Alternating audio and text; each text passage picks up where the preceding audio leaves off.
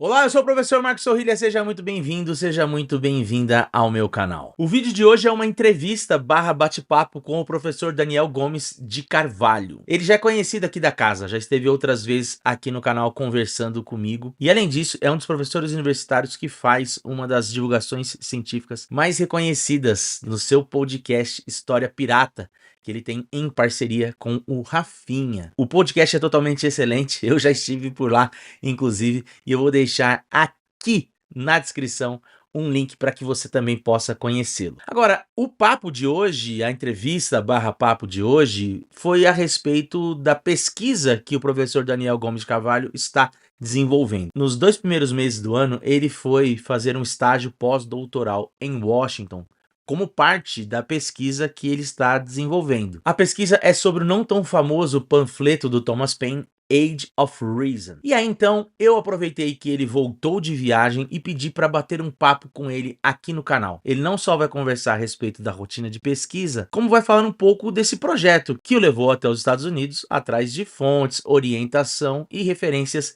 bibliográficas, mas também vai falar um pouco das novidades que ele trouxe de lá. Sim, ele trouxe algumas novidades que vão mudar a perspectiva que nós temos sobre não apenas a biografia do Thomas Paine, mas arrisco a dizer que também a respeito da nossa percepção sobre a Revolução Americana. Então fique no vídeo que a conversa está excelente. Eu já peço para você então deixar um like, se inscrever no canal caso não seja inscrito, caso não seja inscrita, compartilhar o vídeo com uma amiga ou um amigo e considerar se transformar em membro apoiador aqui do canal. Um membro apoiador do canal tem uma série de vantagens, ele assiste a conteúdos exclusivos, assiste a vídeos com antecedência, pode fazer indicação de conteúdos, entre muitas outras coisas, e tudo isso por menos de $1. Beleza? Então, bora pro vídeo. E aí, Daniel, tudo bem? Fala, Sorrilho, tudo bem? Tudo ótimo. Ó, tô aqui com o Daniel Gomes de Carvalho, o Rap God do antigo regime, professor de História Moderna da USP.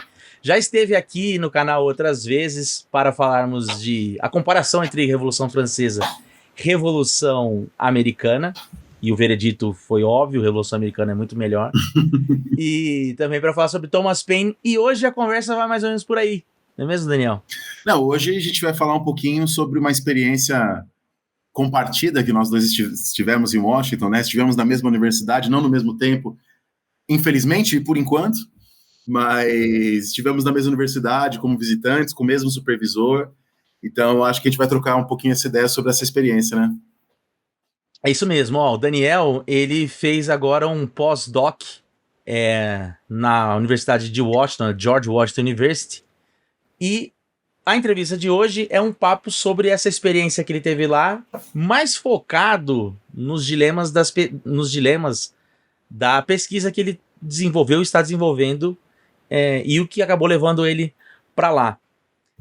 Daniel, então, primeira pergunta. Gostaria que você explicasse para a gente o que te levou até os Estados Unidos para fazer esse pós-doc. Qual era o seu intuito, o seu objeto de pesquisa, enfim. Bom, o meu intuito, Sorrilha, era, o pessoal talvez ache um pouco engraçado, né? Porque eu já sou professor universitário, mas era terminar a minha iniciação científica, né? Porque na época eu fiz uma iniciação científica em 2009, quando eu estava na graduação, com o Modesto Lorenzano, que depois foi meu orientador de doutorado também, uma iniciação científica sobre o livro do Paine, o panfleto do Paine, The Age of Reason, né? Que é um panfleto que possivelmente, eu acredito, é o principal responsável pela maldicência que o Paine sofre ao longo da sua vida, etc. E esse panfleto, ele sofreu muitas respostas. E isso é legal, Sorrilha, acho que eu nunca te falei isso, a gente nunca falou sobre isso que eu falo agora. Nos Estados Unidos, quase todas elas nos Estados Unidos, muitas na Inglaterra, e até onde a gente sabe, nenhuma na França. Embora o panfleto tenha sido escrito na França e publicado em francês primeiro, antes de ser publicado em inglês. Né? Esse panfleto, para quem não sabe, né, e caiu aqui agora nesse vídeo, ele é um panfleto no qual Thomas Paine tenta provar que a Bíblia não pode ser a palavra de Deus. Então, ele tenta mostrar que a Bíblia não pode ser a palavra de Deus, para ele, então, defender o que ele entende como a religião pura, única e verdadeira, que é o deísmo, né? O deísmo, para quem não sabe, é uma religião sem padres, sem burocracia, sem livros. Tem uma frase famosa de um deísta chamado Bob Johnson, que gosta muito do Paine, que ele diz que toda religião é uma burocracia entre Deus e o homem.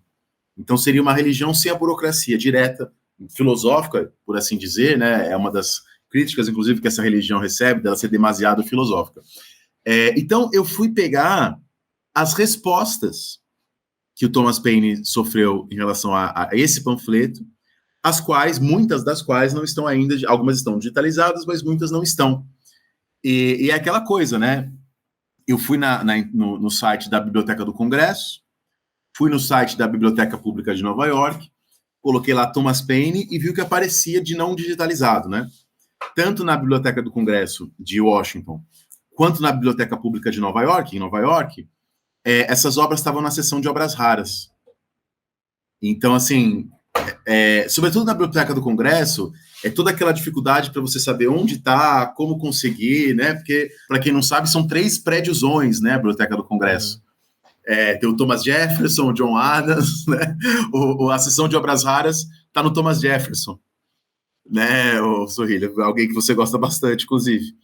E, inclusive, pertinho da seção de obras raras... O meu malvado favorito. Seu malvado favorito. Pertinho da sessão... E o sem digitalização é o James Madison, né? É no James Madison, isso. E pertinho da seção de obras raras, no mesmo andar, se não me engano, posso estar me confundindo agora, né? No terceiro andar, tem a seção de América Latina, né? Que é muito interessante. Lá tem algumas pinturas de artistas brasileiros na parede, é bem legal e bem bonito também. E ao lado, tem também a seção de História da África ali. Mas, enfim, eu fiquei na seção de obras raras, cheguei lá com uma lista imensa, e aí eles falaram, não, Daniel, era para você ter enviado essa lista antes por e-mail, então fica aí a dica, né? Envia por e-mail a lista, que aí eles vão lá, juntam as coisas para você, com calma, e depois você vai lá, as coisas já estão separadas para você, né? Então, um trabalho muito legal, lá na seção de obras raras da Biblioteca do Congresso, juntaram um monte de coisa, me deram, e eu fiquei alguns dias ali digitalizando, lendo. No caso da Biblioteca Pública de Nova York, também já fica como dica, eu enviei um e-mail para eles antes, né, já com a experiência da Biblioteca do Congresso, e eles, em poucas horas, isso foi sábado, mandei sábado de manhã, sábado no final da tarde, eles me enviaram vários daqueles textos em PDF. Né? E assim, disseram assim, uma cortesia, tal. Um aluno meu de iniciação científica fez o mesmo, e eles fizeram a mesma coisa, uma cortesia, aqui alguns PDFs para você. E aí sobraram, no final das contas, alguns poucos textos para consultar lá, que eles não tinham digitalizado, não podiam digitalizar, né? E cheguei lá na Biblioteca de Nova York, também super legal. Você tem que ir na área específica para pesquisadores, né? Tanto na Biblioteca do Congresso quanto na de Nova York, você vai na seção mais restrita para pesquisadores. Então, fui nessa sessão, fiz lá, xeroquei alguns textos, peguei textos não só para mim, né? Peguei textos também para meus orientandos. Então, além de pegar respostas ao The Age of Reason, peguei também alguns textos do Elihu Palmer, uma outra figura importante na independência dos Estados Unidos, pouquíssimo conhecida, inclusive nos Estados Unidos. O Denver não conhecia o Elihu Palmer. Então, legal, né? O meu aluno está trabalhando sobre isso. Peguei também algumas coisas sobre a Revolução Haitiana, para um outro orientando meu e para uma doutoranda lá da USP, poderiam usar, etc. Então, eu aproveitei que eu estava lá, peguei coisas para amigos, comprei uns livros para o Sorrilha também, que ainda estou precisando ir aí para Franca levar os livros, comprei um fone para a Cláudia, e precisei ir para Franca levar para vocês. Bom, e além disso, né, Sorrilha, eu fiz um estágio na universidade. Então, além de ir lá nos Estados Unidos pegar essa documentação, também fiz o estágio na universidade. O que eu fiz na universidade? Eu acompanhei o curso do Denver, de independência dos Estados Unidos. A gente pode depois até falar sobre esse curso, se você quiser. Fiz uma fala, participei do curso, fiz uma fala na universidade exatamente sobre The Age of Reason, sobre o texto do Thomas Paine, as respostas e o debate. E, além disso, o Thomas Paine, como a gente falou isso no outro vídeo, como prêmio por ele ter lutado na independência dos Estados Unidos, ele ganhou uma fazendinha em New Rochelle, né? E aí eu não tinha noção de como era longe de Nova York, né? Tanto que também ele tinha uma casa em Nova York, a gente vai falar disso daqui a pouco, que eu sei, em Manhattan, né?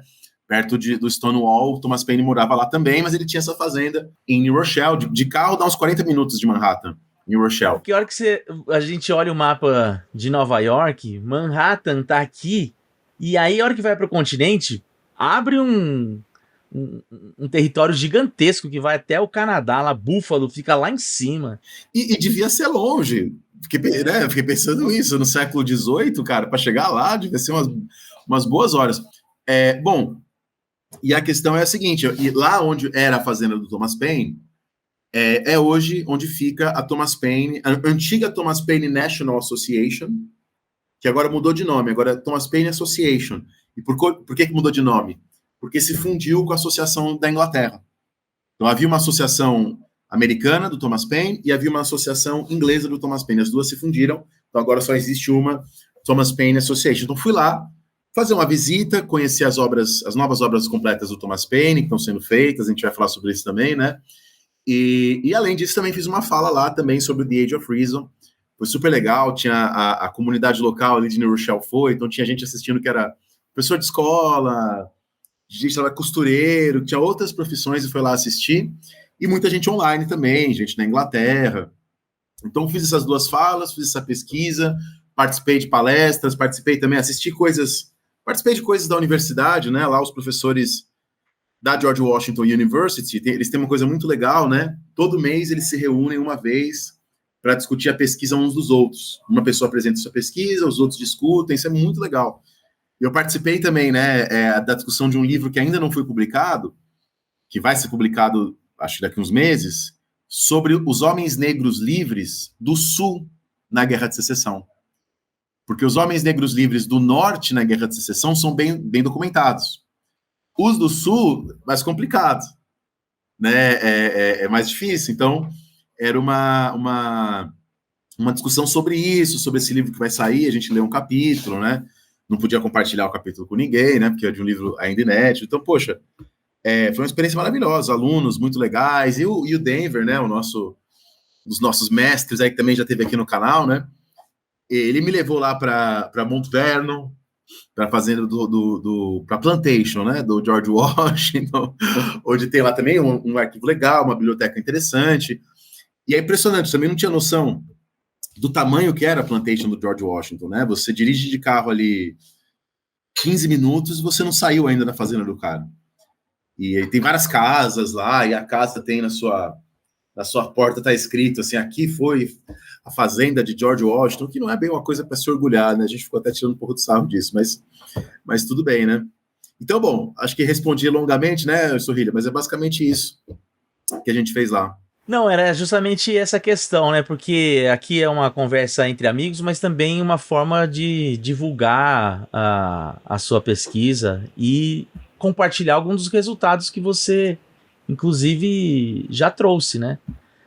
E é justamente sobre isso que eu queria... Então, assim, você foi para lá para finalmente colher mais material, conhecer outras bibliografias, conversar com gente especializada sobre o Age of Reason do Paine, né? Como você mesmo disse, talvez tenha sido aquilo que fez com que ele ficasse conhecido como uma espécie...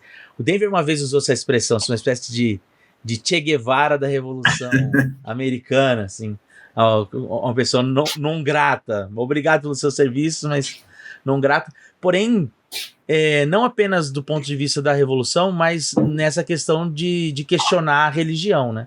Sim.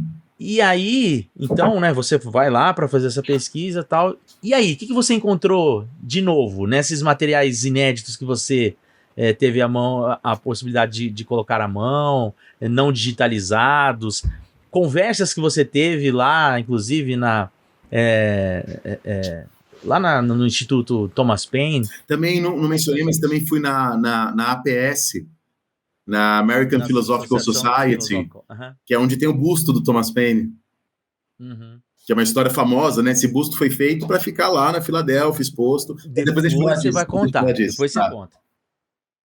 E, cara, assim, descobri algumas coisas, aquela coisa legal da pesquisa, né? Algumas coisas que eu descobri foram muito legais e não eram as coisas que eu estava esperando.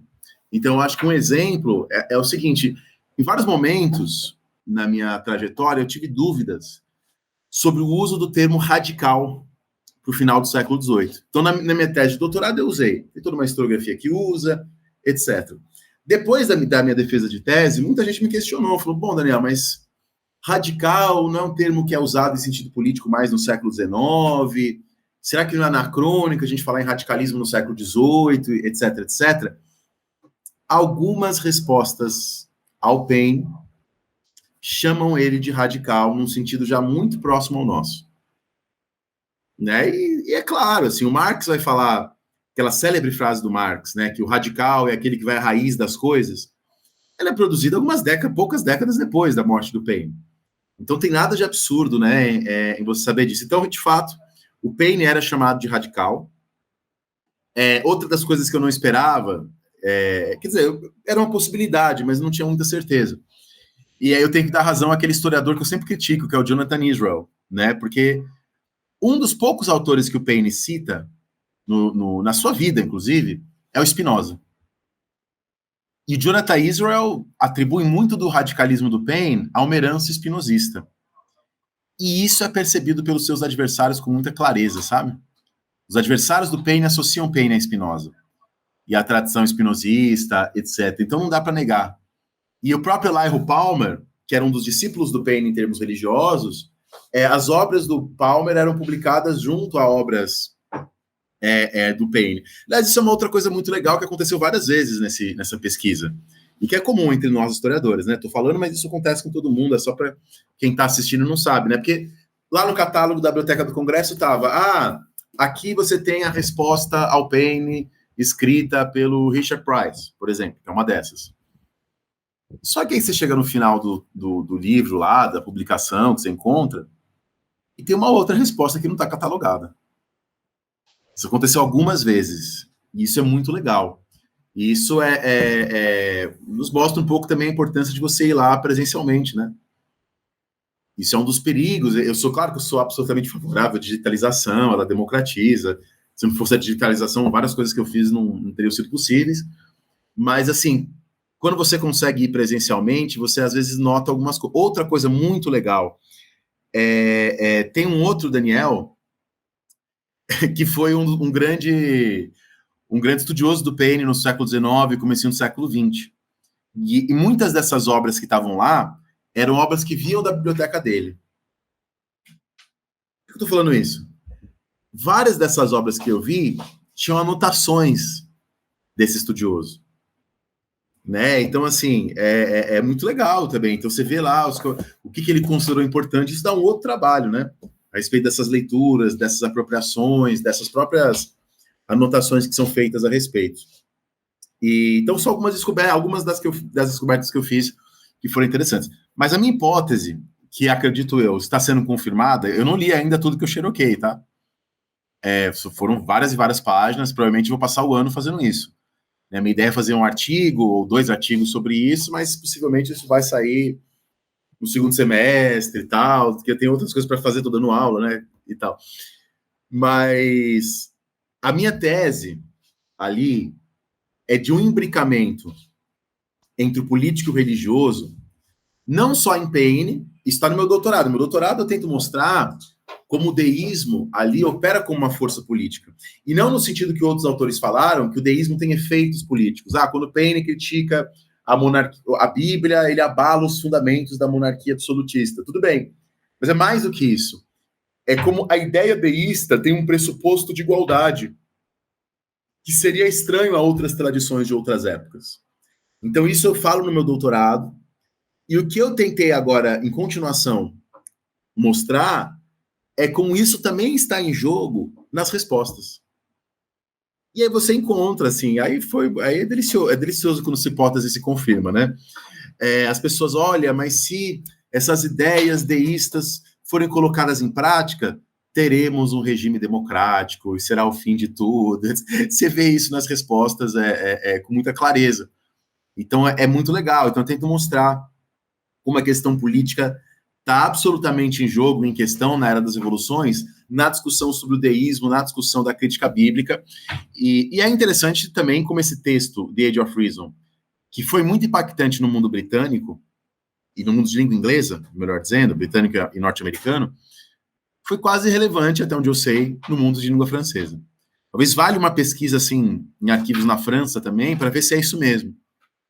Mas até onde eu sei né? E por motivos, acho que não difíceis de explicar. Né? A França convivia com... O pessoal estava derretendo sino de igreja para fazer dinheiro e lutar na guerra na França. Então o texto de Paine não soava tão radical no contexto francês como ele soava no contexto americano, no contexto inglês. Então, foram poucos esses os resultados da pesquisa. Agora, no que diz respeito ao Thomas Paine Association, já faz muito tempo que eles estão organizando as novas obras completas do Paine. E eles encontraram muita coisa nova. As últimas obras completas do Paine são de 1945, organizadas pelo Philip Foner, né, o tio do Eric Foner, do historiador, vivo, bastante famoso, que também escreveu sobre o Paine, né, em algum momento da vida dele. Então são as últimas que a gente tem. Aquelas obras do Philip Foner são claramente incompletas. E o próprio Philip Foner assume que as obras completas são, na verdade, incompletas. Bom, nesse trabalho que já vem de um tempo, já sou parte da Associação Thomas Paine há um tempo, eles mostraram já como algumas obras que no meu doutorado eu citei como do Paine, porque o Philip Foner dizia que eram do Paine, na verdade não são do Paine. Então é o caso, por exemplo, de uma carta para o sexo feminino, né, na Address to Female Sex, algo assim o nome, que é um texto super legal, em defesa das mulheres, etc. E o Paine certamente era favorável a esse texto, porque o Paine era editor do Pennsylvania Magazine quando esse texto é publicado. Mas sabemos que esse texto não é do Paine agora. Ou um outro texto do Paine, que não é do Paine, mas que no meu doutorado eu digo que é um texto sobre a escravidão. Que, de novo, o Paine endossa, porque o Paine era crítico à escravidão e etc. Mas não foi ele quem escreveu. Né? Só que, ao mesmo tempo, então já são duas coisas que meu doutorado diz que não estão corretas. Mas tem uma outra coisa. O meu doutorado, para minha sorte, foi sobre o Paine na Revolução Francesa. As coisas que o Paine fez na Revolução Francesa, elas estão mais ou menos... Não mudou muita coisa.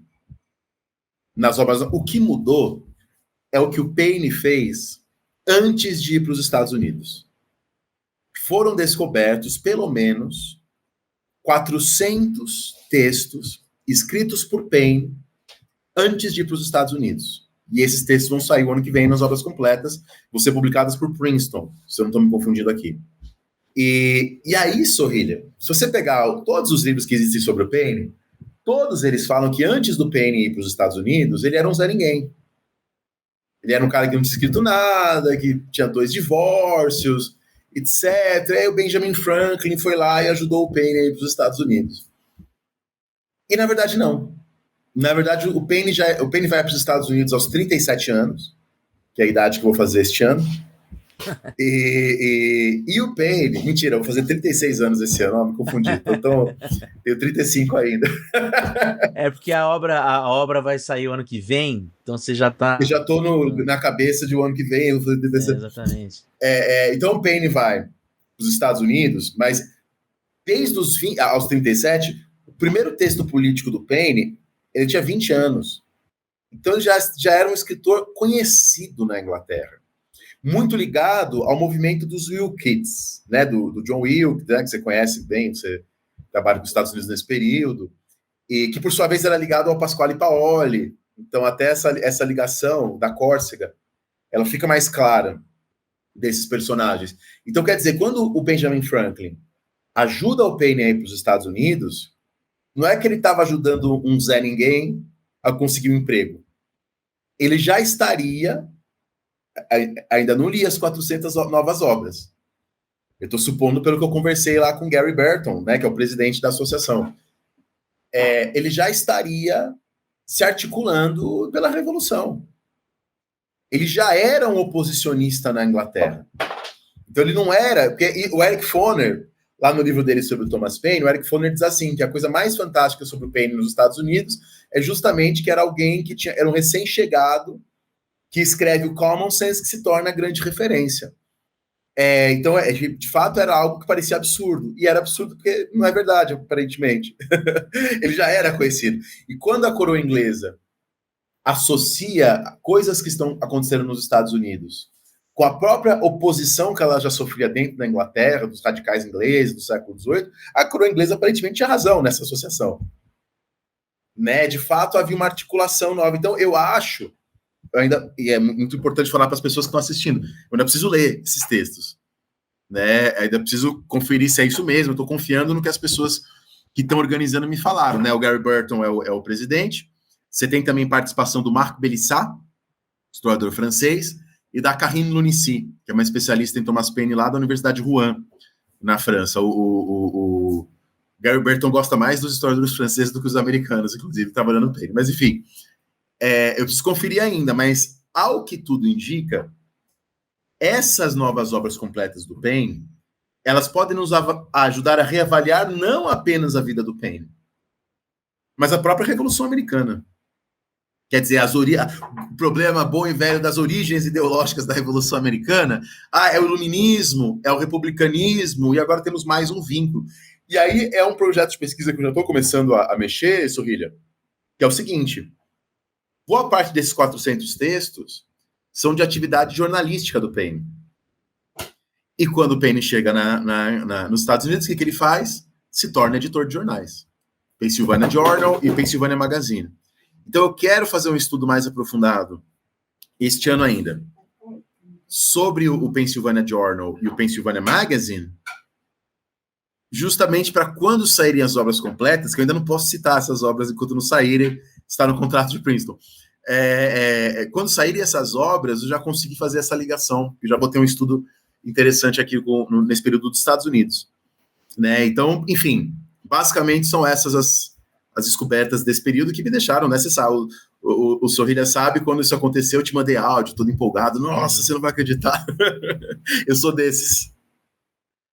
Pô, mas, cara, de fato, é uma descoberta, né? Porque você pega, por exemplo, pensar justamente essa relação. Essa semana eu dei aula de Revolução Americana aqui na Unesp, e uma das coisas que eu tento ressaltar é isso, é um movimento de mão dupla essa revolução. As coisas que acontecem aqui reverberam lá. A gente tem uma visão de que é muito como se a coroa tivesse completo controle do assunto, e não.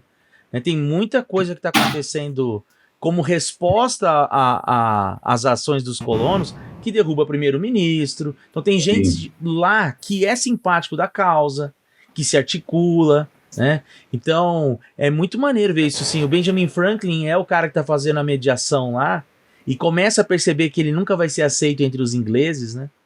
E aí ele pega e fala assim, não, eu tenho um emprego para você lá na minha gráfica na Pensilvânia. Vai lá tocar o terror, né? Então, assim, de fato, a gente traz elementos novos para a gente pensar essas relações, né? Como a proposta aí da minha fala Nampu, né? Das relações atlânticas da Revolução, né? Os americanos gostam de pensar muito na excepcionalidade do caso deles, como se o Thomas Paine fosse um cara curioso que chegou na América e se deslumbrou com um movimento e nasceu pro mundo, né? E não é nada disso, e faz muito mais sentido. Várias coisas fazem mais sentido. Então, sei lá, o Paine luta nos Estados Unidos, depois, como a gente falou no outro vídeo, vai para a França, e no momento ele sai da França e vai se encontrar com o Godwin lá na Inglaterra. Por que ele faz isso? Ora, se você entende que ele já tinha essas articulações, esses movimentos passam a fazer todo sentido. E também é isso, né? O Thomas Paine pisa no solo inglês com a publicação da Idade da Razão, dos Direitos do Homem, né? Do Rights of Man, e ele é condenado à morte pela coroa inglesa. Então, assim, uma reação muito dura, que faz muito mais sentido. Até a declaração do Pitt, né? Porque parece que ele trabalhou por um tempo para o Pitt o mais velho, não o Pitt mais jovem, né? Mas há um momento que ele faz uma declaração, o William Pitt, no qual ele diz assim, eu até concordo, parece que ele teria dito isso para sua filha numa carta. Eu até concordo com as coisas que o Paine falou, mas se elas fossem colocadas em prática, isso nos levaria a uma democracia, e a democracia era uma palavra muito usada em sentido pejorativo, né, no século XVIII. Então, assim, muitas coisas passam a fazer mais sentido, né, com essas coisas que estão aparecendo agora, que serão publicadas, espero, né, se não acontecer, a gente sabe que essas coisas acontecem no caminho, mas se nada acontecer, no ano que vem, né. Bom, vocês não estão malucos, quem está assistindo a gente aqui pelo YouTube, o Daniel sim mudou de cenário, nós tivemos um problema técnico aqui, e ele foi em busca do melhor sinal de Wi-Fi. para manter a conversa aqui. Ô Dani, mas assim, então vamos lá. Você estuda o Thomas Paine desde a sua graduação, da sua iniciação científica, depois passou para o mestrado, seu mestrado virou um doutorado direto, e como você disse, você foi atrás de realizar o seu sonho juvenil de estudar o Age of Reason. Então, eu imagino que tenha para você um pouco do que teve para mim quando fui estudar o Thomas Jefferson lá, de querer ir nos lugares onde o cara frequentou, né? Você falou da questão de ter ido na cidade onde está a fazendinha dele. E eu queria que você comentasse dessa experiência que você teve lá e de coisas que você também foi atrás, da presença do Thomas Paine no imaginário americano, ainda nos dias de hoje, assim, né? Ainda mais em momentos de tribulações, como a gente acompanha no início do segundo governo do Donald Trump. Eu acho, né, Sorrilha, que é mais fácil a gente falar da ausência. A ausência do Thomas Paine, ela é mais gritante do que a presença. Então, porque você tem lá a Thomas Paine Association, que fica então num lugar super distante de Manhattan, né, assim, 40 minutos de carro, então é um lugar que ninguém vai, a não ser quem mora lá, ou quem de fato vai na Associação Thomas Paine, não é um lugar turístico, não é um lugar muito visível, né, então a associação está lá longe, não há uma estátua de Thomas Paine em Washington, né, em Washington você anda, você vê lá estátuas de Thomas Jefferson, estátuas de George Washington, ou mesma coisa na Pensilvânia, você vê até estátuas de pessoas muito menos conhecidas, como Robert Morris, né, que nós falamos, mas você não vê estátuas e bustos do Thomas Paine, a não ser nesses lugares mais distantes. Tem um que eu não consegui ir, não deu tempo, enfim, por estar chovendo, etc., na Filadélfia, mas assim, dava uns 40 minutos do centro da Filadélfia. Um lugar super distante, tem lá uma estátua do Thomas Paine jogada, etc. E o busto do Thomas Paine, que está na Associação Filosófica Americana, ele tem toda uma história, ele foi construído várias décadas antes, para ser colocado lá na Filadélfia, ao lado de outros monumentos desses outros Founding Fathers, né, desses outros pais fundadores dos Estados Unidos. O busto, por conta do The Age of Reason, né, da posição anti-cristã do Paine, o busto eles não conseguiram colocar o busto em nenhuma praça pública, etc. Então ele acabou, no final das contas, recolhido para a APS, e aí é interessante, né, porque na época do aniversário do Paine, que é exatamente quando eu estava lá, né, entre janeiro e fevereiro, na época do aniversário do Thomas Paine, o busto é colocado de uma maneira virado para fora, né, voltado para a rua. Então você está andando na rua, é até uma coisa meio macabra, assim, você vê lá um busto na sala da bibliotecária da APS, da Associação Filosófica dos Estados Unidos.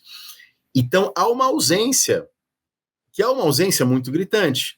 Então, em Manhattan, tem a região que o Paine morava na época que ele morreu. Ele já teve uma casinha lá. Fica na região de Greenwich Village, próximo ao Stonewall, né, onde tem toda a história. Eu acho que deve ter feito um vídeo sobre isso aqui já, né, Sorrilha, ou não? Eu não me lembro desse vídeo sobre Stonewall. Não, eu fiz sobre o Village People, né? O pessoal do Village, contando um pouco sobre isso, mas eu não fiz aquele que eu tinha comentado contigo, do Reason, lá, do Age of Reason. Então, porque perto de onde é o famoso Stonewall, né, que para quem não sabe, tá assistindo, né, é um lugar muito importante para a história dos direitos LGBTQIA+. Ali tem um pequeno bar, que é exatamente onde ficava a casa do Thomas Paine. É um bar que é, desde o século XIX, um espaço de fato da comunidade gay. Né, ele era chamado, antigamente, eu li sobre isso, de boy bar, né, um bar ligado, enfim, à comunidade masculina gay. Esse bar se chama hoje Mary's Crisis Café, né? E esse Maria Crise Café, esse crise é em referência ao texto do Paine, a crise. E isso é muito interessante, né? Porque o Thomas Paine foi um apoiador da Revolução Francesa. E a Revolução Francesa descriminalizou a homossexualidade. Tá? E lá nesse bar tem uma placa comemorando o Paine, etc. E essa placa foi colocada lá em 1923, pela Greenwich Village Historical Society. Né? Então, é legal, uma placa que celebra o papel, a vida do Thomas Paine ali, embora seja bem modesta, mas num lugar que é importante para a história dos direitos humanos. Tem tudo a ver com Thomas Paine. E aí, em contrapartida, quando você vai para o Mount Vernon, para a fazendona de George Washington, tem lá a chave da Bastilha, que os franceses, em reconhecimento à independência dos Estados Unidos, a importância da independência dos Estados Unidos para a Revolução Francesa, os franceses deram a chave da Bastilha de presente para o George Washington. Só que quem ficou encarregado de levar essa chave foram o Marquês de Lafayette e o Thomas Paine. E isso não é dito lá. Né? Isso não está colocado. Eu brinco que é uma boa homenagem para o Paine, né? Estar apagado num lugar escravista, etc., e ser lembrado num lugar importante, mais importante para a história dos direitos humanos e essas coisas. Então, assim, há uma ausência. A sociedade, a Thomas Paine Association, eles estão juntando dinheiro para fazer o monumento do Paine em Washington, D.C., né? Para que ele tenha uma estátua própria. E é uma iniciativa, assim, privada mesmo, de juntar dinheiro para colocar lá. Há um deputado, né, Sorrilha, a gente estava conversando sobre ele, é um deputado que ele colocou o nome do filho de Thomas Paine, né, infelizmente o filho dele morreu, é uma história super triste. Tá, o deputado chama Jamie Raskin, evidentemente o crítico do Donald Trump, crítico do Elon Musk, etc., e alguém que reivindica muito, e nos seus discursos, vocês encontram aí no YouTube, esse deputado frequentemente menciona Thomas Paine. Frequentemente menciona frases dele, e ele está dando super apoio para essa iniciativa de construir uma estátua do Thomas Paine nos Estados Unidos, o que tem a ver, sendo um cara, dizendo assim de maneira um pouco, mas não muito anacrônica, que está à esquerda dos outros pais fundadores, está à esquerda de Thomas Jefferson, à esquerda de George Washington, estando ele à esquerda desses caras todos, tendo uma posição mais cosmopolita, etc., construir uma estátua do Thomas Paine nesse momento é um ato político interessante, né? Em oposição às coisas que estão acontecendo lá, né, Sorrilha? Não, sem dúvida. Inclusive, eu te perguntei essa questão, né, do Paine no imaginário e tudo mais. E aí é muito interessante você falar, é mais fácil falar do não lugar, né? Porque há de fato, então, uma perspectiva de apagamento do lugar, da importância que ele teve, até por conta dessas controvérsias que ele teve à época, principalmente relacionado à questão religiosa. Mas eu estou finalizando aqui um artigo sobre o musical do Hamilton, que eu estou escrevendo já há 8 anos praticamente, esse artigo. Mas também vergonha na cara, eu tô finalizando, e é muito interessante porque um dos autores fala o seguinte: se vocês queriam, porque a ideia do musical era justamente ter um pai fundador digno de louvor, um cara que veio de baixo, um imigrante, que não teve escravos e tudo mais, para fazer uma espécie de releitura do credo americano para os anos Obama, como uma espécie de ressignificação do mito. E esse autor, falando sobre o musical, ele falou assim: se vocês queriam tudo isso, o certo era ter escolhido Thomas Paine. Porque o Hamilton não chega de mão abanando na América, ele não é um imigrante como se pensa nos imigrantes hoje que atravessam a fronteira, ele é alguém que veio com recursos, né? Ele não era, de fato, ele era de origem humilde, mas ele veio com uma bolsa, com uma grana. Chegando aqui muito cedo, ele foi apadrinhado pelo Robert Morris, que era simplesmente o cara mais rico da Pensilvânia. O Robert Morris apresenta ele para o George Washington, ele vai se tornar a mão direita do Washington, não porque ele era um cara que era muito inteligente, também por isso, mas Robert Morris era o cara que mais punha dinheiro na Revolução. E aí, quando vem a Confederação, o primeiro banco da América que é fundado, na época da Confederação, quem era o presidente? O Robert Morris. Aí a estátua do Robert Morris lá é a estátua que tá... Quando até eu vi, eu me enganei, eu achei que era do Governor Morris, né? Mas era do Robert Morris. Chegou a comentar. E tá ali perto da APS e perto do próprio banco, né? Então, aí hoje o Robert Morris tem o lugar dele e o Thomas Paine não tem, né? Exatamente. E qual era a confusão que o Paine tinha com o Robert Morris? Não, ele era um banqueiro safado? A confusão era com o Governor Morris. Ah, tá. Principalmente, entendi. Que ele acusava de corrupção. né? E aí, em resposta, que quando Paine foi preso pelos jacobinos, ficou na cadeia, os jacobinos caíram, Robespierre guilhotinado e o Paine é esquecido da cadeia. Em parte porque o Morris era o embaixador dos Estados Unidos na França. Então ele deixou. Aí quando o Morris é trocado pelo Monroe, James Monroe, se torna depois embaixador dos Estados Unidos no final da Revolução Francesa, aí o James Monroe ajuda o Paine a sair da prisão. O Paine mora na casa do Monroe por um tempo, etc. Então era com o governor. Ah, tá, entendi. Que até a gente também achava que era um título, né? Falou, cara, ele é governador, mas é o nome do cara, né? Na verdade. É o nome do cara. Exatamente. Então, mas é interessante, porque aí o camarada que faz essa leitura, né? Então, assim, e isso não é mencionado no musical, que o Hamilton tinha como padrinho político o cara que mais punha dinheiro e um banqueiro, né? Então, assim, pô, que belo. Se for para pensar, ele até que homenageia bem os anos Obama, que tem lá suas iniciativas progressistas, mas, por outro lado, um governo que salvou os bancos, né? No final das contas. Sim, é isso mesmo. Mas vamos lá, voltando aí à sua aventura. Na América. Entendemos já o que te motivou lá, as suas descobertas, a sua relação com o Paine lá no cotidiano da vida americana. E para a gente finalizar aqui, já que a própria entrevista virou um bate-papo, o que você aprendeu enquanto professor, enquanto pesquisador dessa experiência? Pô, isso é muito legal, né, Sorrir, essa pergunta. Eu tenho conversado isso bastante com as pessoas aqui depois da volta, né? Porque aprendi muitas coisas. Mas uma das coisas, por exemplo, foi as diferenças, né? Participando lá do curso de pós-graduação, a dinâmica diferente de aula de pós-graduação que é colocada lá, né? Por exemplo, a aula do Denver, então foi um curso de Revolução Americana. Cada aula tinha ali uns 2 manuais, então 2 textos ali um pouco mais descritivos, no caso era bastante o Nathan Rosenthal, né, um texto novo, e o Cogliano, que é dos anos 90, né, se não me engano, Sorrilha, já não é mais tão novo, mas é uma referência importante. Então sempre tinha, para cada aula, um trecho de 2 manuais, um livro inteiro, né, então a gente até leu um que eu acho que você mencionou aqui no canal, que eu acho que eu vi esse vídeo, que era um sobre a importância da escravidão na independência. Qual que era o nome mesmo desse livro? Você lembra, Sorrilha, de cabeça? Common Cause, do Robert Parkinson. Isso, do Parkinson, exato. Exato. Então a gente leu o texto do Parkinson, por exemplo, de livro inteiro, e uma lista de documentos.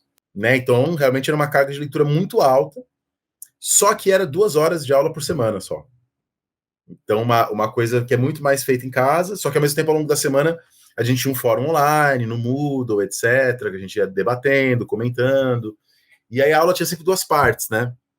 Uma primeira parte, um grupo de alunos colocava uma série de questões sobre o texto, os outros alunos respondiam. Depois, na segunda parte, o próprio professor colocava algumas questões sobre os textos e sobre o tema, todo mundo debatia, e ao final ele passava ali uns 15 minutos analisando algumas imagens. Né? Esse era o roteiro de todas as aulas, assim, bastante, inclusive, sempre bem certinho, né? Sempre começando pontualmente, terminando pontualmente.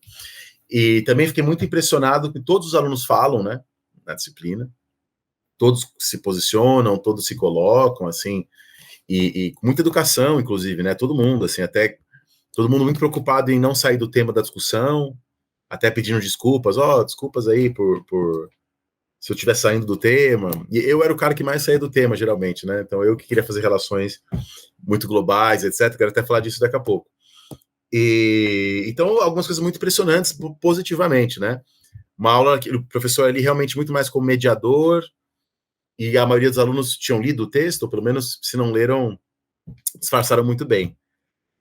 Agora, de uma coisa mais negativa, vamos dizer assim, eu acho, a gente estava falando isso ontem eu estava no evento na PUC, sobre ver história moderna a partir do Brasil, né?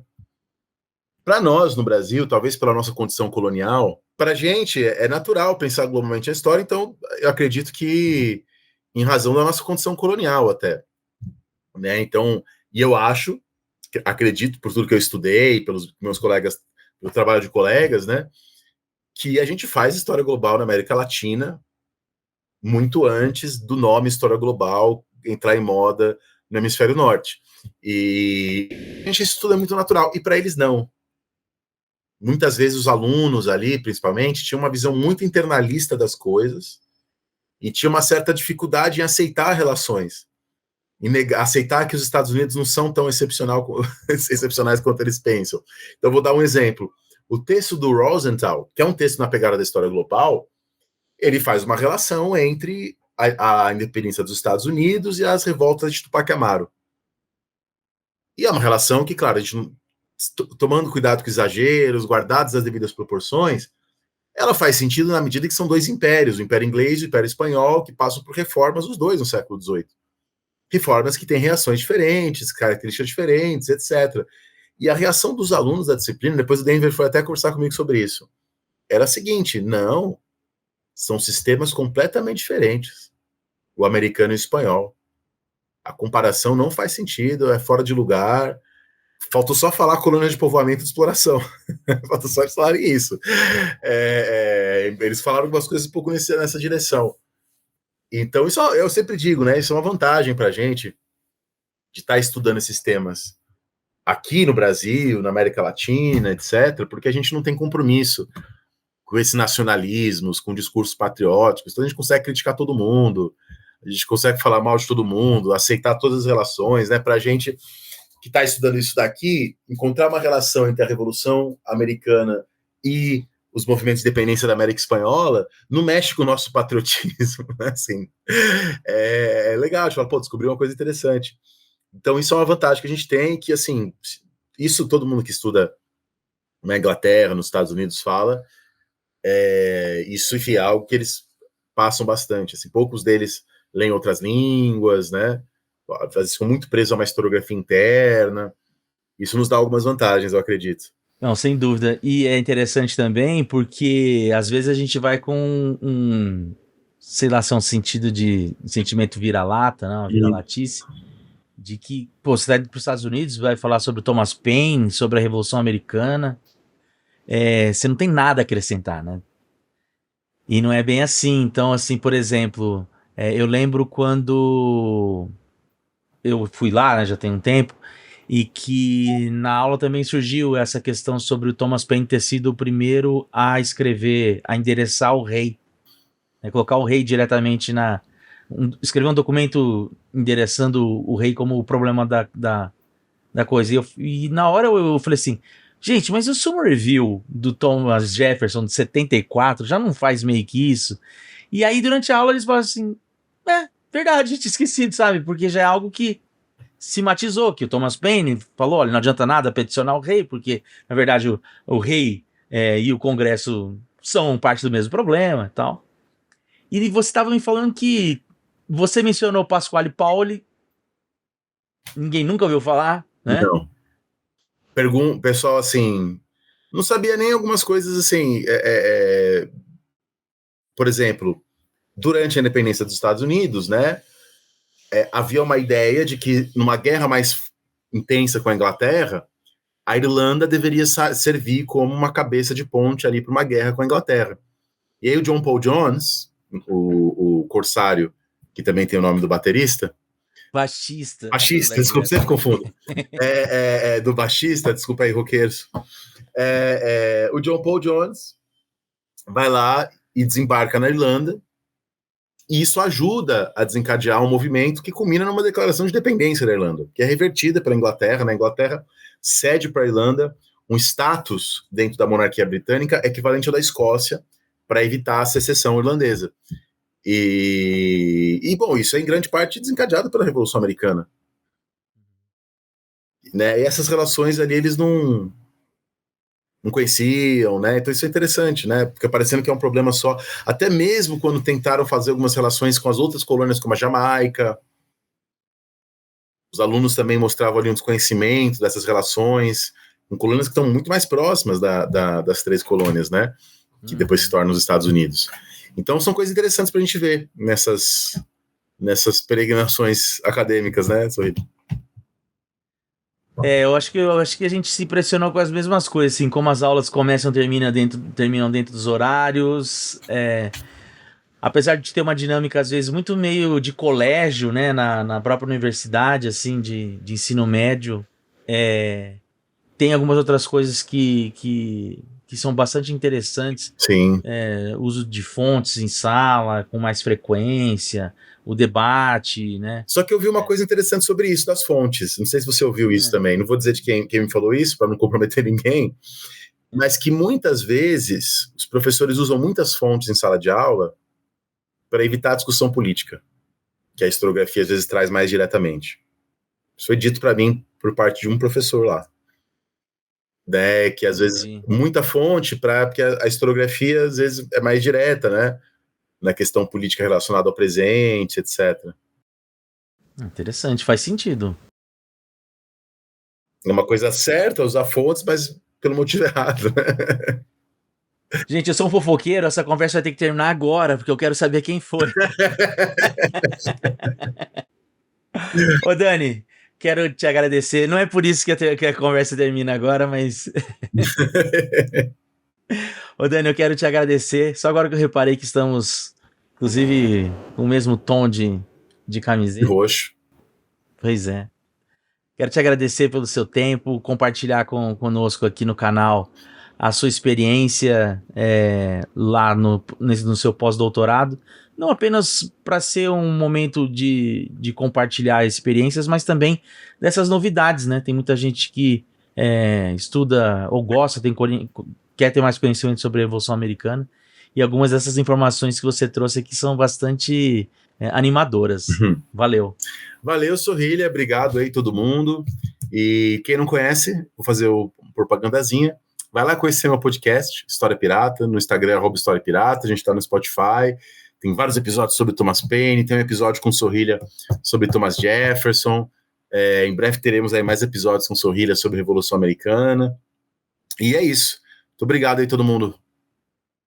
Tenho certeza, Dani, que quem já veio aqui pro canal, que te conhece de História Pirata, há pelo menos alguns minutos atrás deixou um comentário aqui. Ah, novidade, Daniel falando de Thomas Paine. Valeu, acontece. Dani. Valeu! Obrigadão, um abraço. E aí, gostaram do papo com o Daniel? Ela começou com uma entrevista, mais ou menos como eu tenho feito aqui no canal nos últimos tempos, e depois virou um bate-papo. Afinal de contas, eu e o Daniel Gomes de Carvalho somos bastante amigos e temos bastante intimidade para um interromper o outro e uma conversa levar a outra sem que isso atrapalhe o desenvolvimento da nossa entrevista. De fato, Thomas Paine é um personagem bastante curioso da Revolução Americana, e essas novas descobertas, essas novas informações que o Daniel trouxe pra gente diretamente da fonte são muito interessantes pra gente pensar, inclusive, o processo revolucionário. Espero que tenham gostado, e se chegaram até aqui é porque gostaram, então não se esqueça de deixar um like no vídeo, se inscrever no canal caso não seja inscrito, caso não seja inscrita, compartilhar o vídeo com um amigo ou uma amiga e considerar se transformar um membro apoiador aqui do canal. Por hoje é isso, até o próximo, see ya!